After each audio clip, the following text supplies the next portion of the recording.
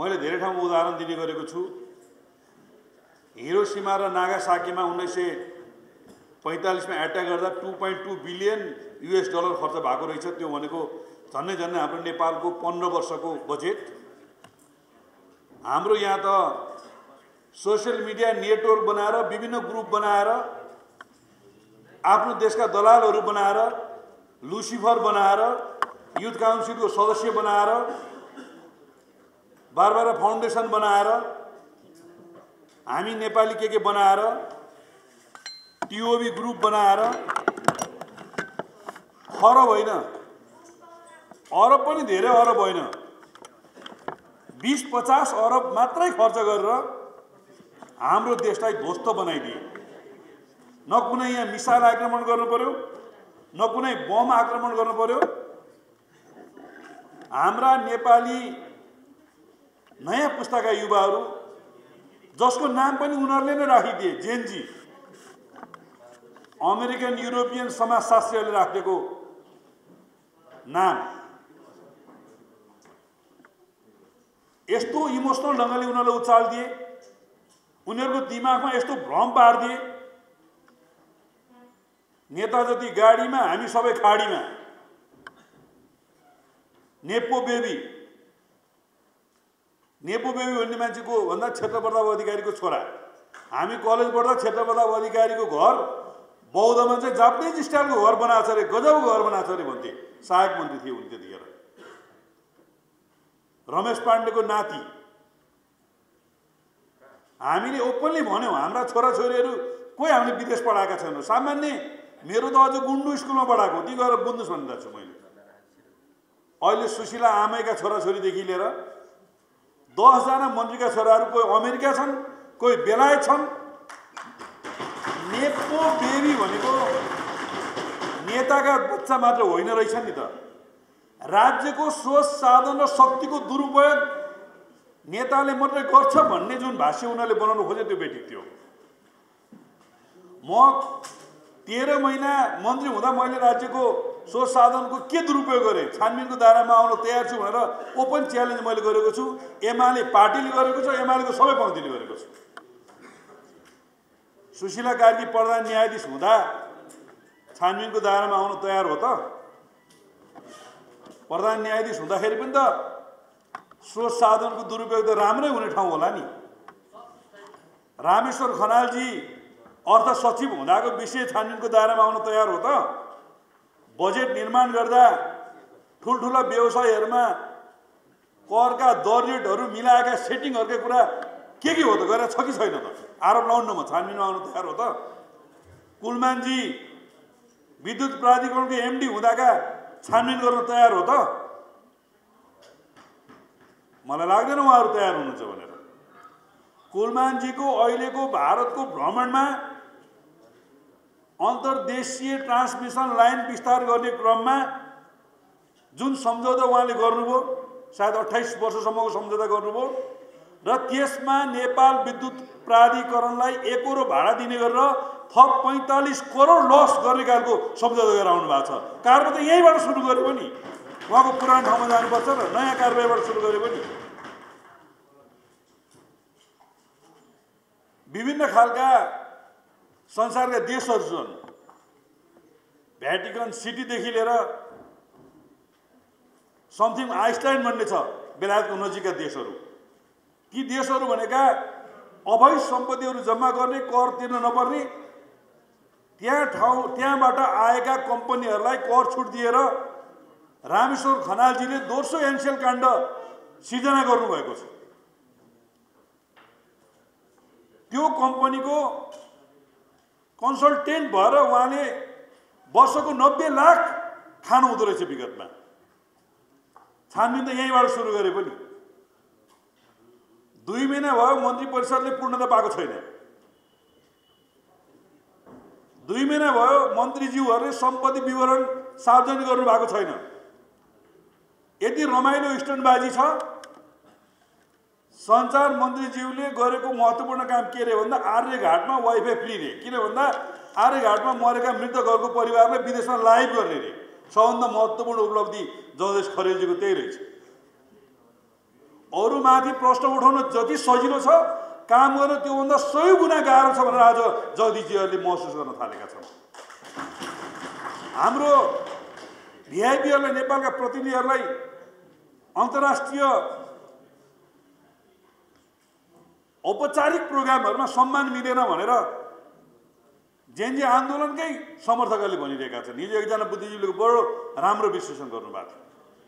अहिले एयरपोर्टका भिआइपी सबै बन्द, पूर्व राष्ट्रपति, पूर्व प्रधानमन्त्री सबै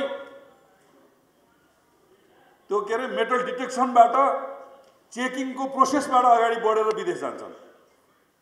अनि भारत अथवा अमेरिका, चाइना, बेलायत अब अन्य देशका राजदूतहरू भ्रमण गर्नु पर्यो भने यो जेएनजीको नाममा बनेको सरकारले उनीहरूलाई त्यही प्रोसेसबाट लान्छ त? लाँदैन। यहाँ राजदूत बनेको मान्छे सम्बन्धित देशमा गएर विदेश सचिव बन्छ, के बन्छ? त्यसको मतलब यहाँको राजदूत भनेको सम्बन्धित देशको सहसचिव लेभलको मान्छे हो र हामीले त्यो विदेशी मुलुकको सहसचिव लेभलको प्रतिनिधिलाई भिआइपी ट्रिटमेन्ट गरिरहेका छौँ। फेरि त्यो गर्न हुन्न भन्ने होइन मेरो धारणा। त्यो गर्नै पर्छ, त्यो हरेक देशले गर्छ। हामी पनि, म एकचोटि कतार वर्ल्ड कप हेर्न जाँदाखेरि त्यहाँको दूतावासले मलाई पुरै भिआइपी कक्षसम्म एकदम राम्रो गाडीले स्वागत गरेको थियो। त्यो कल्चरै हो संसारभरि। तर हामी के गर्दैछौँ? भूपू राष्ट्रपति र भूपू प्रधानमन्त्रीलाई चाहिँ नर्मल प्रोसेसबाट बेल्ट, तुना, पर्स सबै फुकालेर मेटल डिटेक्सनबाट चेक गराइरहेका छ। अनि हाम्रो मुलुकको त्यसले हित गर्छ, हाम्रो मुलुकको सम्मान बढ्छ। अनि साथीहरू ठुला कुरा गर्नुहुन्छ, गाडी लिन्न। एउटा मन्त्रीलाई 3टा गाडी चाहिन्छ। एउटा मन्त्री चढेको गाडी अरूले हतपति चढ्दैन, झन्डा हालेको हुन्छ। त्यो गाडी बिग्रियो ओऱ्यो किताब हो भने अर्को एउटा स्ट्यान्ड बाई गाडी हुन्छ। अति फर्मल कार्यक्रमलाई त एकदम राम्रो गाडी चाहिन्छ। अझ त्यो गाडी नछोड्ने हो भने पनि, नचढ्ने हो भने पनि 3टा गाडी चाहिन्छ र परिवारले एउटा गाडी चाहिन्छ। कुनै सुविधा लिन्न भन्ने मन्त्रीको घरमा न्यूनतम 3टा गाडी छ। कुलमानजी, रामेश्वर खनालजी, तपाईँको घरमा 3टा गाडी कसरी भयो? देखाउनु पर्ला नि त जनतालाई। मन्त्री क्वार्टर लिन्न, मन्त्रालय भन्दा अन्त म जान्न भन्नेहरूको घर मन्त्री क्वार्टर सरको होला नि त। त्यो कसरी भयो? पिएसओ, पिए के लिन्न भन्ने साथीहरूको केही नै पनि 3-4 जना स्टाफ राख्न सक्ने, निजी स्रोत दिन सक्ने। अहिलेको केही नै पनि ड्राइभरलाई 30,000 दिनु पर्ला। पिए, पिएसओ के राख्ने हो? अर्को 50-60,000 दिनु पर्ला। यो स्रोत के हो? त्यो स्टन्टबाजीले देश बन्दैन। त्यही भएर आज जेएनजी आन्दोलनका अगुवाहरू, झन्डै 90% अगुवाहरू किन हाम्रो सम्पर्कमा आए त? आन्दोलन सकिएको 1-1.5 महिनामा जेएनजी आन्दोलनको अगुवाहरू, हिजो जसको घर उनीहरूको कारणले जल्यो, जो उनीहरूको कारणले अपमानित भयो, आज उनीहरूसँगै आएर वार्ता गर्नुपर्ने स्थिति किन सुरु भयो? हामीले संसद पुनर्स्थापनाको कुरा गरेका छौँ। संसद पुनर्स्थापना 2 माध्यमबाट हुन्छ। एउटा सर्वोच्च अदालतमा परेको रिटमा कानुनी प्रक्रिया पुरा गरेर संसद पुनर्स्थापना हुन्छ। विगतमा केपी शर्मा ओलीज्यूले 2 पटक गरेको संसद विघटनको सिफारिसलाई सर्वोच्च अदालतले संसदभित्र नयाँ सरकार बन्ने विकल्प रहेसम्म संसद विघटन गर्न पाइँदैन भन्ने नजिक स्थापित गरेको छ। र त्यसको मुख्य एउटा अगुवा सुशीला कार्कीजी नै हो। मुख्य अभियन्ता सुशीला कार्कीजी नै हो। त्यही नजिरलाई बोक्ने हो भने पनि संसद पुनर्स्थापना हुन्छ। यद्यपि हिजो केपी शर्मा ओलीज्यू 2/3 पार्टीको प्रतिनिधित्व गर्ने सरकारको प्रधानमन्त्री हुनुहुन्थ्यो र उहाँले छोड्दा सरकार बन्ने सम्भावना थिएन। त्यही भएर माधव नेपाल, झलनाथ खनाल लगायतका एमालेका 22 भाइहरूले शेरबहादुर देउबा र प्रचण्डजीसँग मिलेर किस्तीमा देउबाजीलाई प्रधानमन्त्रीको अफर गरेर सर्वोच्च अदालतमा जानुभएको थियो। परिस्थिति अहिले फरक हो।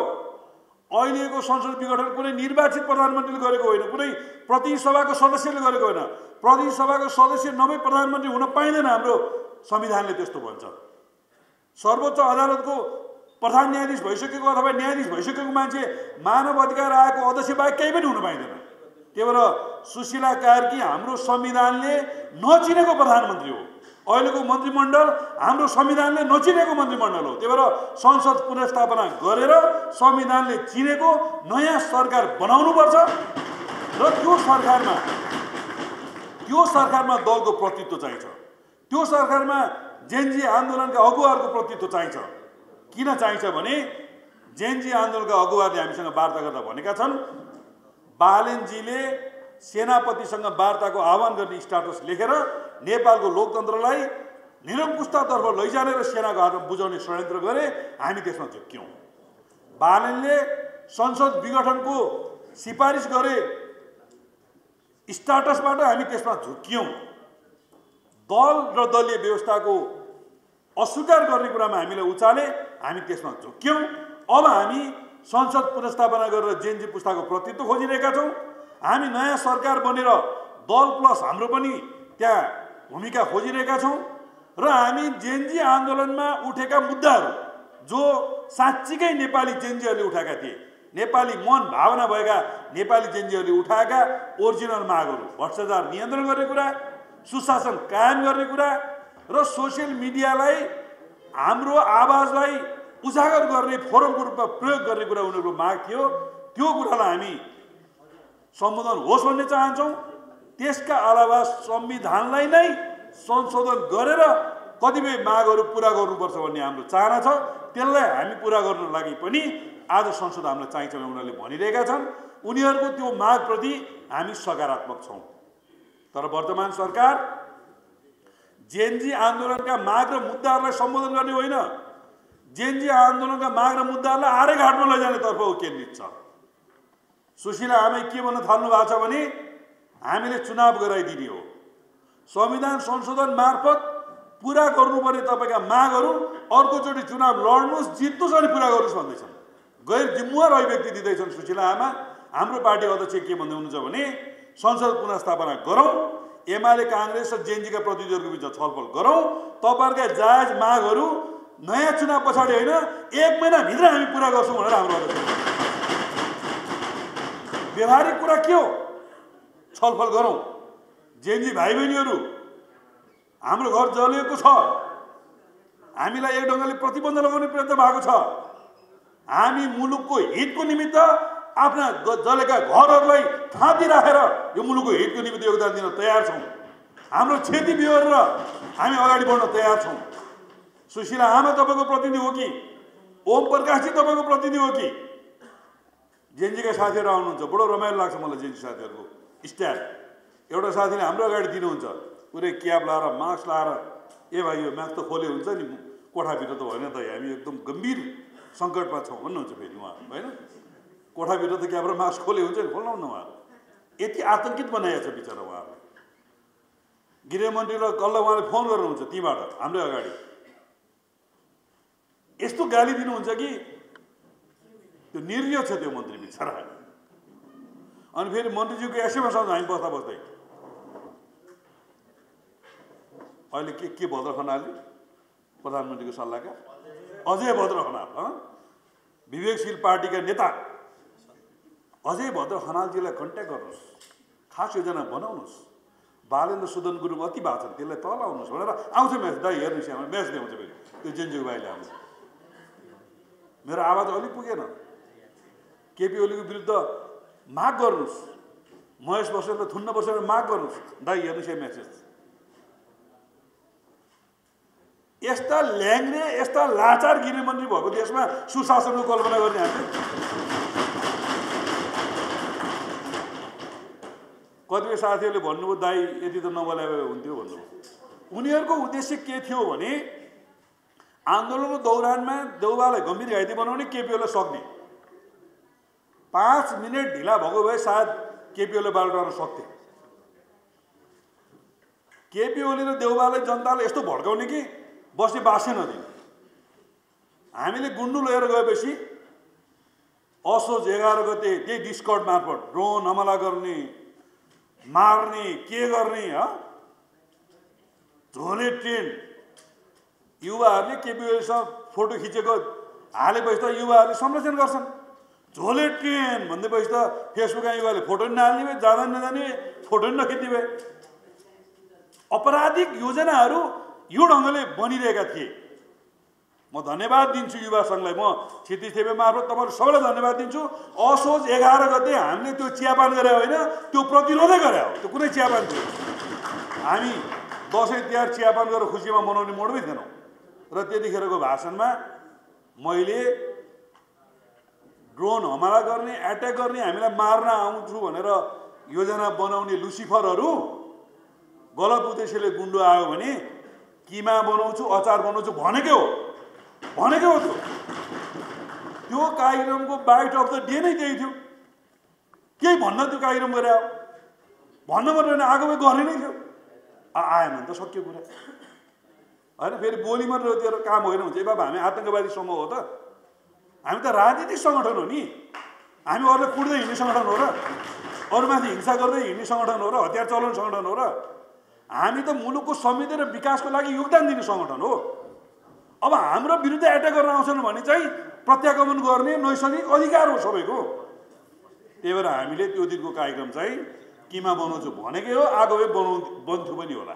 आएनन्, भाग्यमानी भए बिचरा। फेरि 23 गते हामीले कार्यक्रम गऱ्यौँ भक्तपुर जिल्ला कमिटीको आयोजनामा। गृहमन्त्री के भन्छन्? केपी ओली कानुनभन्दा माथि हो र? केपी ओलीलाई समाउँछु, के गर्छु? त्यो दिन बहिनी मैले भनेको हो, तिम्रो बाउको तागत छ भने समाऊ भनेकै हो। बाइट अफ द डे नै हो त्यो कार्यक्रमको त्यो डायलग पनि। दाइले त्यति चाहिँ नमनायो हुन्थ्यो, नमनायो समाउन आउँथ्यो। समाउन आए साँच्चै त्यसो बाउको तागत देखाउनु पर्थ्यो। भनेपछि त समाउन आएन नि त। गाउँमा आलुमा पानी लाउन जाँदाखेरि स्याल गरायो, के अरे कुकुर गरायो, स्याल गरायो भने कसैले मतलब गन्थेन।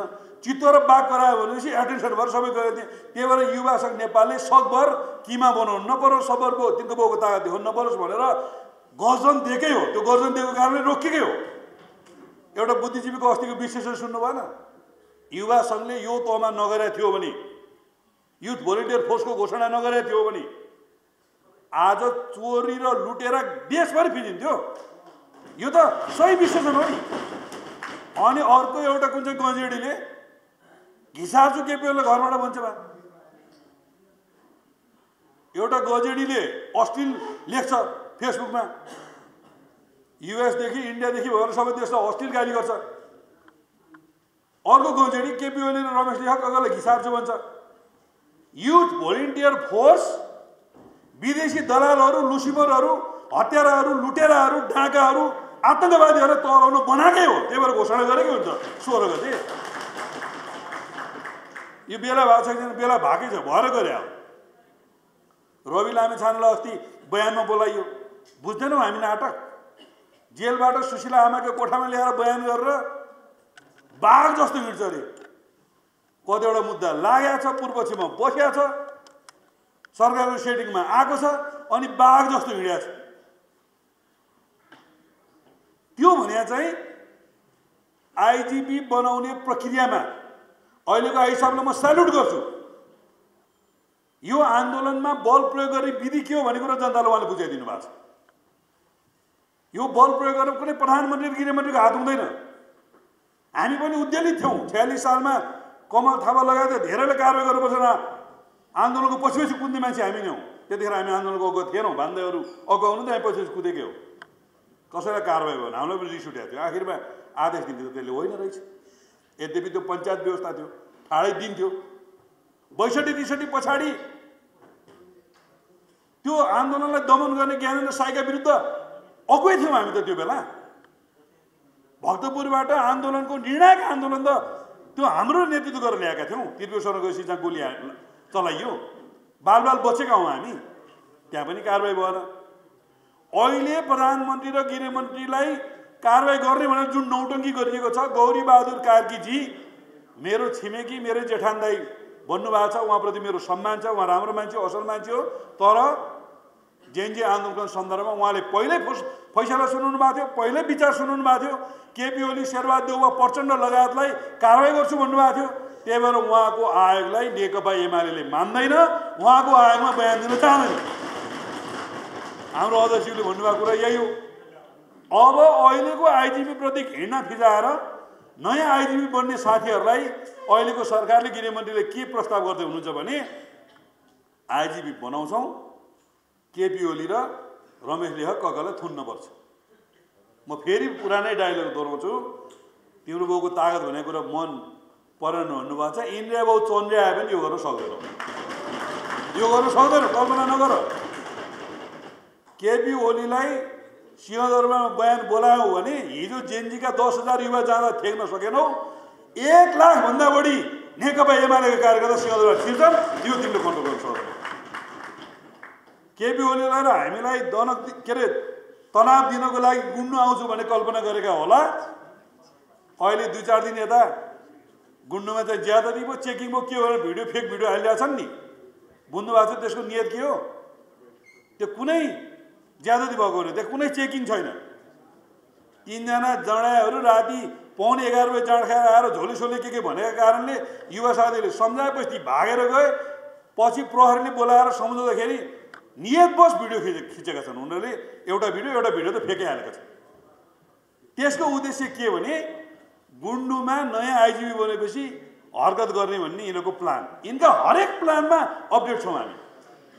र गुन्डुमा फरक उद्देश्यले आयो भने किमा बनाउँछु भन्ने र जुन मैले अघि भनेको थिएँ, गुन्डुमा फरक उद्देश्यले अब यो जेनजीको नामको अपराधी र आतङ्कवादी त आउने त कुरा के गुन्डुतिर हेर्दैन, हेऱ्यो कि त्यसको प्रेसर बढिहाल्छ। सरकारको नाउँमा वर्दीधारी आएर हराएको वर्दी लाएर कोही आयो भने त्यसलाई तह लगाउनको लागि एमाले र युवा सङ्घको पङ्क्ति तयार छ। यो तयारी हुनको लागि तपाईँले बैठक हामीले गरेका हौँ। हिजो सुकुम्बासी साथीहरू, कबाडीका साथीहरूसँग पनि बसेका थिए। बालेन शाह भन्ने एउटा पात्रले फेरि यहाँ लखड्दैछ अरे भनेर साथीहरू आतङ्कित हुनुहुन्छ। मैले उहाँलाई भनेको छु, हरेक देशले सुकुम्बासीको समस्या समाधान गर्नुपर्छ। सरकारले बनाएको भूमि व्यवस्था आयोगलाई यिनीहरूले खारेज गरे, सर्वोच्च अदालतले त्यसलाई उल्टाइदिएको छ, स्टे अर्डर दिएको छ। सुकुम्बासीहरूको व्यवस्थापन गर्नको निमित्त केपी ओलीको प्रधानमन्त्री कालमा बनेको भूमि आयोगले व्यवस्थापन गर्छ। त्यो बालनले धेरै टाउको नदुखाएको हुन्छ। तिम्रो हिम्मतको विषय, तिम्रो तागतको विषय, तिम्रो क्षमताको विषय होइन, त्यो तिम्रो विषय नै होइन, त्यता तिमी टाउकै नदुखाऊ। त्यो हाम्रो बनाएको आयोगले त्यसको व्यवस्थापन गर्छ। यहाँका कबाडी व्यवसायहरूलाई हामी व्यवस्थित गर्छौँ, यहाँका साना व्यवसायलाई हामी व्यवस्थित गर्छौँ। कबाडीको व्यवसाय गरे बापत, गरिब सुकुम्बासीहरू यहाँ बसे बापत र साना व्यवसायी मकै पोल्नेदेखि लिएर चिया बेच्नेसम्मलाई जुन ज्यादती गरेका छौँ, अब त्यो दिन सक्यो। अब त्यस्तो ज्यादती र हरकत भयो भने ती पीडितको पछाडि राष्ट्रिय युवा सङ्घ नेपाल हुन्छ, नेकपा एमाले हुन्छ, महेश बस्नेत पनि हुन्छ। यसमा एकदम स्पष्ट हाम्रो निर्देश छ। त्यही भएर तपाईँहरू लुसिफरहरूले गरिबहरू, पीडितहरू, शोषितहरू, तल्लो वर्गका मान्छेहरूलाई दुःख दिन खोजे र न्यु रोडको फुटपाथ विस्तार गर्ने नाउँमा त्यहाँ अर्को आतङ्क सिर्जना गर्न खोज्दैछ। न्यु रोडका साथीहरूसँग अस्ति युवा सङ्घको टिमसित हामी बसेका छौँ र चाहे त्यो न्यु रोडमा आतङ्क सिर्जना गर्ने कर्म होस्, चाहे त्यो साना व्यवसायलाई आतङ्कित पार्ने कर्म होस्, चाहे सुकुम्बासीहरूले अथवा चाहे कबाडी व्यवसायहरूलाई बालनको नाउँको आतङ्क र राजु पाण्डेको नाउँको आतङ्क हुन्छ। र त्यति मात्र होइन, थापाथलीमा ट्राफिकको बिचमाथि एट्याक गरेर मनोबल गिरेको प्रहरी र ट्राफिकलाई बालनका कथित 200 नगर प्रहरीले न्यु खोज्छ भने त्यो नगर प्रहरीलाई पुच्छर ठाडो पारेर थापथलीबाट फाटैफाट सडकै सडक भाग्नुपर्ने एउटा स्थिति आउँछ। यो कुराको नेतृत्व युवा सङ्घ नेपालले गर्नुपर्छ। हामी 5 गते नेसनल युथ भोलिन्टियर फोर्सको उद्घोष गर्दैछौँ। 5 गते सम्भवतः हामी बानेश्वरदेखि माइतीघरसम्म विशाल प्रदर्शन गर्दैछौँ र त्यो सडक क्रान्तिमय लाल सडकको रूपमा रातम्य बनाउँदैछौँ। र त्यो हामी किन गर्दैछौँ भने यत्रो स्ट्रेन्थ भएको हाम्रो पार्टीले विगतमा आन्दोलनका नाउँमा आएका आतङ्कवादी चिन्न नसक्दा, आन्दोलनमा हामीले गरे जस्तै व्यक्तिको सम्पत्ति, राष्ट्रको सम्पत्ति नोक्सान नगर्लान्, किनभने आन्दोलन हामीले धेरै पटक गऱ्यौँ। हामीले त्यो नगरेका कारणले त्यस्तो गर्लान् भनेर विश्वास गरेका कारण 2 दिनमा राष्ट्रिय सम्पत्ति स्वाहा भयो, व्यक्तिका घरहरू स्वाहा पारिए, उद्योग धन्दा निजी सम्पत्ति स्वाहा पारिए। अब युथ भोलिन्टियर फोर्स बनाएर यो मुलुकमा अब सिंहदरबार कहिले जल्न दिने छैनौँ हामी। कहिले सर्वोच्च चल्न दिने छैनौँ, कहिले संसद चल्न दिने छैनौँ, व्यक्तिगत घर र निजी कम्पनीहरू हामीले कहिले चल्न दिने छैनौँ। त्यो युथ भोलिन्टियर फोर्स एउटा शक्ति हो, त्यो एउटा स्वयंसेवकीय दस्ता हो, तर त्यसको ब्याकअप राष्ट्रिय युवा सङ्घ नेपाल हो। त्यो युथ भोलिन्टियर फोर्सलाई राष्ट्रिय युवा सङ्घ नेपालले जसरी मोबाइलमा बेलुका बेलुका हामी ब्याट्री चार्ज गर्छौँ, त्यसको ब्याट्री चार्ज गर्ने शक्ति भनेको राष्ट्रिय युवा सङ्घ नेपाल हो। युथ भोलिन्टियर फोर्स अब हामी निकाल्नेछौँ। प्राकृतिक विपत्ति पर्दा, जनतालाई दुःख पर्दा, कष्ट पर्दा, अप्ठ्यारो पर्दा यसले राता क्याप लगाएर जनताको सेवा गर्छ। 500 भन्दा बढी प्रहरीका चौकी जलेका छन्, 1800 भन्दा बढी गाडी जलेका छन्, प्रहरीको ड्रेसहरू लुटेका छन्, मनोबल गिरेको छ। अहिले प्रहरीलाई अपराध भयो, चोरी डकैती लुट भयो भनेर कसैले फोन गर्यो भने कि जेनजीलाई बोला भन्छ कि हामीसँग शक्ति छैन भन्छ। त्यो प्रहरीको मनोबल बढाउन शोषण, दमन, उत्पीडन र अपराधीहरूले दुःख दिएका व्यक्तिहरूलाई न्यायको आवाज बुलन्द गर्न युथ भोलिन्टियर फोर्स र राष्ट्रिय युवा सङ्घ नेपालले भूमिका खेल्छ। त्यो मोडालिटीमा हामी त्यसलाई बनाउँछौँ र नेकपा एमाले सिट्ठी लगाएको भरमा 1 लाख कार्यकर्ता जुनसुकै बेला तयार पार्ने स्ट्राटेजी हो। यति कुरा भन्नलाई के अप्ठ्यारो पर्दैन। अब भोलिका दिनमा विदेशी दलालहरू, आतङ्कवादीहरू त्यो ढङ्गले आयो भने हामी हाम्रो मुलुकको राष्ट्रिय सम्पदालाई जल्न दिने छैनौँ, हाम्रो मुलुकको सम्पत्तिलाई नष्ट हुन दिने छैनौँ र व्यक्तिका घरहरू र निजी सम्पत्तिहरूलाई नष्ट हुन दिने छैनौँ। उद्योग धन्दा, कल कारखानाहरूलाई अब हामी नष्ट हुन दिनेवाला छैनौँ।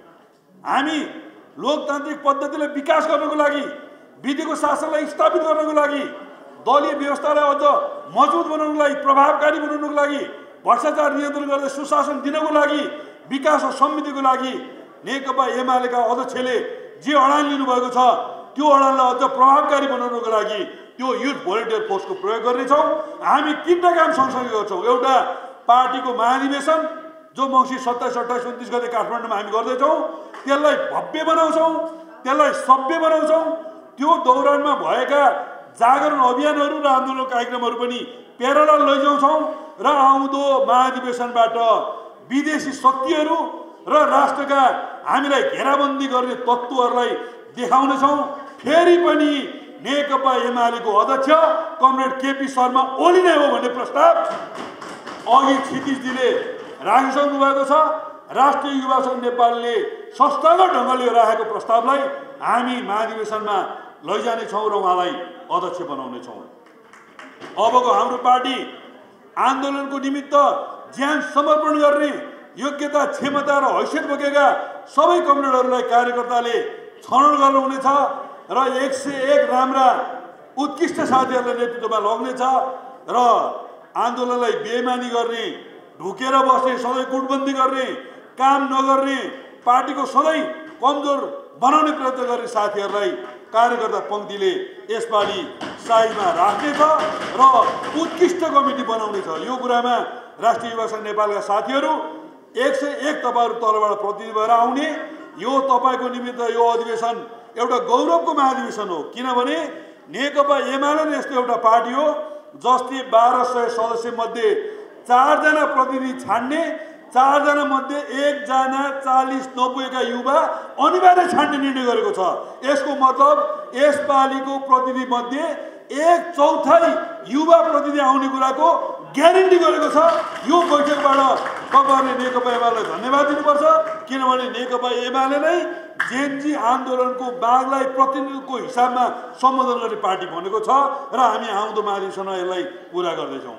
अब तपाईँहरूले हिजो हामीले प्रदेशमा 10%, जिल्लामा 15% र स्थानीय कमिटीहरूमा 20% 40-90 का युवाहरूको प्रतिनिधित्व कुरा गरेका छौँ। यसपालिको केन्द्रीय कमिटीमा कति प्रतिशत 40-90 का युवाहरूलाई लाने हो त्यो कुरा क्षितिज थेबे मार्फत तपाईँहरूले यो बैठकको निर्णयबाट तपाईँले त्यहाँ ल्याउनुपर्छ। यसको लागि म तपाईँलाई त्यो अनुरोध गर्न चाहन्छु। यो बैठक पछाडि जेनजी आन्दोलनले उठाएका मुद्दाहरू र विगतमा युवा सङ्घले उठाएका मुद्दाहरू, कोही नयाँ आन्दोलन उठाएको छैन। विदेशमा रहेका युवाहरूलाई भोटिङ राइट्स दिनुपर्छ भन्ने मुद्दा राष्ट्रिय युवा सङ्घ नेपालले उहिले उठाएको। म युवा सङ्घको अध्यक्ष हुँदै लाहानदेखि नै हामीले त्यो कुरा मुद्दा उठाएको। 16 वर्ष उमेर पुगेका युवालाई मताधिकारको कुरा हामीले उहिले उठाएको हो। युवालाई कि रोजगार दिए कि बेरोजगार भत्ता दिए भन्ने हाम्रो उहिले मुद्दा हो। नेपालको युवा आन्दोलनको मुद्दा उठाउने सङ्गठन राष्ट्रिय युवा सङ्घ नेपाल हो। युवा बैंक हाम्रो कारणले के अरे युवा बैंक बनाउने हाम्रो कन्सेप्ट छ। युवा स्वरोजगार कोषको स्थापना गराउने कुरादेखि लिएर युवा नीति बनाउने, युवा परिषद बनाउने, युवा मन्त्रालय बनाउने कुरामा अतुलनीय योगदान राष्ट्रिय युवा सङ्घ नेपालले दिएको छ। जेनजी भाइ बहिनीहरूले उठाएका मुद्दा सहित आउँदो महाधिवेशनमा युवा आन्दोलनका मुद्दालाई क्वाइन गर्ने जिम्मा तपाईँहरूको हो। त्यसो भएको हुनाले तपाईँले यो विषयलाई पनि यो बैठकबाट पास गरेर जानुपर्छ भन्ने कुराको सुझाव दिन चाहन्छु। र तपाईँहरूले अर्को महत्त्वपूर्ण गर्नुपर्ने कुरा चाहिँ के छ भने आज टोल गाउँमा एउटा सुरक्षाको स्थिति कमजोर भएको छ, जनताको मनोबल गिरेको छ। त्यही भएर राष्ट्रिय युवा सङ्घ नेपालले टोल सुरक्षा समिति निर्माण गर्नुपर्छ। अघि मैले भनेको युथ भोलिन्टियर फोर्सलाई हामी स्थानीय तहसम्म लैजान्छौँ। भोलि नै हामी भन्दाखेरि हामी बसेर बैठक बसेर यसको विधानको खाका लौको तयार गरेका छौँ। हाम्रो के अरे महासचिव महेश चौलागाई सहितको एउटा टिम बनाएर हामीले जिम्मा दिएका छौँ। र त्योभन्दा तल ओडा र टोलमा राष्ट्रिय युवा सङ्घ नेपालले त्यहाँको पार्टीसँग समन्वय गरेर टोल सुरक्षा समिति तपाईँले निर्माण गर्ने र कुनै पनि टोलमा अपराधिक गतिविधि रहन आवश्यक हरकत गर्न कामलाई रोक्ने र चोर डाका अपराधी लुटेर आयो भने उनीहरूलाई समाएर प्रहरी काम बुझाउने यो कुरा गरिरहँदा हामीले राज्यका समानान्तर अभ्यास नगर्ने, हामी मुद्दा हेर्दैनौँ, फैसला गर्दैनौँ, हामी निवेदन बुझ्दैनौँ, हामी जनताको मनोबल भएर काम गर्छौँ, जनताको दबाईको आवाज उठाउँछौँ, जनताको प्रतिरोधी क्षमता बढाउँछौँ र जनतालाई न्याय दिनको निमित्त, जनतालाई साथ दिनको निमित्त तपाईँले टोल सुधार समिति निर्माण गर्ने। त्यसै गरी अनेरा सोभियुका भाइ बहिनीहरूलाई तपाईँले सहयोग गर्ने। अनेरा सोभियुको भाइ बहिनीहरूले डिजिटल जेनेरेसन फोर्स हामीले यो जेनजी नामलाई फेर्नुपर्छ भन्ने हाम्रो मान्यता छ। मैले धेरै ठाउँमा उदाहरण दिएको छु। घुमुवा प्रहरी भन्ने नेपाल प्रहरीमा धेरै बदनाम छ। प्रहरीले आफूले घुमुवा प्रहरी भन्न चाहँदैन। त्यही भएर जेनजी पुस्ता धेरै बदनाम भएको छ यो आन्दोलनको ध्वंसले। त्यही भएर अब जेनजी पुस्ता होइन, डिजिटल जेनेरेसन पुस्ता भन्यो। हामीले प्रचण्डजीले पहिला घोषणा गरे हामी बनाउँछौँ, यद्यपि उनले बनाएको छैन, त्यो मुखले मात्र बनाएका हुन्। अब अनेरा सोभिका साथीहरूलाई समेटेर प्रत्येक टोलमा डिजिटल जेनेरेसन फोर्स निर्माण गर्ने, यसको लागि युवा सङ्घ नेताहरूले पहल गर्ने। यो दुईटा महत्त्वपूर्ण सङ्गठनात्मक कामको जिम्मेवारी तपाईँको काममा आएको छ र यो मुलुकमा फेरि पनि विकास र समृद्धि, फेरि पनि राष्ट्रिय एकता, फेरि पनि नेपाली जनताको सार्वभौमत्व जोगाउने कुरामा हाम्रा पार्टीका अध्यक्ष केपी शर्मा ओली र नेकपा एमाले खेलेको भूमिकालाई पूर्ण साथ समर्थन र सहयोग गर्दै बदलिँदो परिवेशमा नेपालको युवा आन्दोलनको नेतृत्व गर्दै अब युवा आन्दोलनको नयाँ कार्यदिशा तय गर्दै त्यसका कार्यभारहरू तपाईँहरूले सम्हाल्दै बोक्दै तपाईँ 101 क्रिम क्याडरहरू यो मुलुकको भविष्यको निमित्त तयार हुनको निमित्त यो फोरमले काम गरेको छ। विरोधीहरूले गाली गरेको कुरामा तपाईँहरू धेरै चिन्ता लिनु पर्दैन। जसको शक्ति छ, जसको तागत छ, त्यसैले गाली गर्ने हो। केही विदेशी डिप्लोमेटहरूसँग म हिजो अस्ति बसेको थिएँ, उनीहरू भन्दै थिए अहिले त कि जेनजी आन्दोलनको चर्चा छ कि एमाले र युवा सङ्घको चर्चा छ। ठिक हो, अहिले मुलुकमा दुईटा चर्चा छ, कि जेनजी आन्दोलनका राम्रा या नराम्रा पक्षको चर्चा छ कि नेकपा एमाले र युवा सङ्घको चर्चा छ। यही हो हाम्रो उपलब्धि, यही हो हाम्रो शक्ति, यही हो हाम्रो स्थिति। यसलाई जोगाएर समग्र मुलुकको हितको निमित्त लाग्नको निमित्त यो बैठक प्रभावकारी होस्। मैले यिनै शुभकामना तपाईँहरूको सामु दिँदै आफ्ना भनाइहरू टुङ्ग्याउँछु। हस्त धन्यवाद। अहिले